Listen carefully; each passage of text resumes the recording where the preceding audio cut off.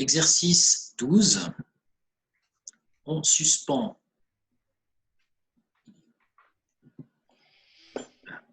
une masse de 50 grammes à un ressort dont la raideur vaut 2,9 newtons par mètre. La question est de combien de centimètres s'allonge-t-il? Vous avez un ressort qui est suspendu. Si vous accrochez une masse au bout, la masse va tirer vers le bas et donc le ressort va s'allonger. La question, c'est de combien de centimètres est-ce qu'il va s'allonger? Alors, pour répondre à cette question, j'ai préparé dans le corrigé un petit schéma de la situation où vous avez le ressort au repos ici à gauche. Je vais faire en bleu. Le ressort, il est à cette position. Et puis, donc, ce qui va se passer, c'est que quand on suspend l'objet, eh bien, cet objet, évidemment, il a un poids. Donc, ce poids va tirer l'objet vers le bas. Ce qui va donc occasionner une déformation du ressort.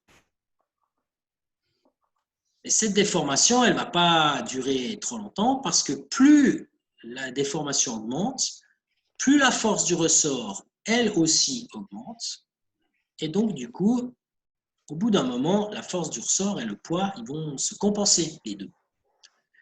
Alors, comme les deux vont se compenser, eh bien, notre ressort, il va à ce moment-là arrêter de s'allonger et il va rester dans une situation d'équilibre.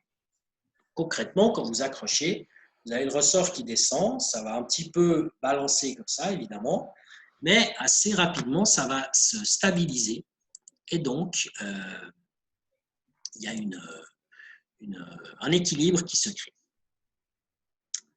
Alors, ce qu'il faut voir ici, c'est qu'il y a deux forces qui agissent sur ce ressort. Il y a le poids qui tire le ressort vers le bas et il y a la force du ressort, en violet sur mon dessin, qui a tendance à faire en sorte que le ressort remonte, en fait. Et comme il ne va pas remonter, en fait, ça veut dire qu'en fait, les deux forces vont se compenser mutuellement. C'est ça le truc, en fait, dans ce problème. Alors, en fait, ce qui se passe, je vais reprendre voilà, je vais remettre la position comme ça. Quand on a une situation d'équilibre, eh bien, ça veut dire que la force du ressort en violet, pardon, ici, eh bien, cette force, elle doit être égale au poids. Parce qu'en fait, si c'est le poids qui est plus grand, eh bien, ça veut dire que ça tire plus contre en bas que contre en haut. Donc, que devrait faire l'objet? Il devrait descendre s'il est plus tiré contre en bas que contre en haut. Si au contraire, c'est la force du ressort qui est plus grande que le poids, du coup, ça veut dire que ça tire plus contre en haut que contre en bas. Donc, si ça tire plus contre en haut que contre en bas, l'objet, il aurait tendance à remonter. Or, ici, l'objet, il est à l'équilibre. Il ne bouge plus. Il est suspendu et il s'est arrêté. Donc, si c'est à équilibre, ça veut dire que la force du ressort, elle est égale au poids. Donc, là-dedans, on a deux forces. Le poids, qu'on peut calculer comme étant P égale M fois G, et la force du ressort, qu'on peut calculer comme étant égale à K fois delta X, d'après la loi de Hooke. Et moi, ce que je vous dis, c'est que quand il y a équilibre, ces deux forces sont égales. Alors, dans la donnée, je vous indique quelle est la masse de l'objet, cette petite masse M. Je ne me rappelle plus la valeur, mais on va tout de suite la reprendre. Donc, c'est ce petit M qui apparaît ici. Le K, c'est la constante d'élasticité du ressort. Ça, c'est quelque chose que je vous donne aussi. Et donc, la question, c'est de combien est-ce qu'il s'allonge. Combien il s'allonge, c'est le delta X qu'on trouve ici. Donc, l'idée, ça va être d'égaliser ces deux choses, parce qu'elles sont égales puisqu'il y a équilibre, et puis ensuite de faire un peu d'algèbre pour sortir le delta X en fonction de M, de G et de K. Alors ça, c'est ce que j'ai fait sur le bas de la page ici. Voilà, OK. Donc, nous avons deux forces.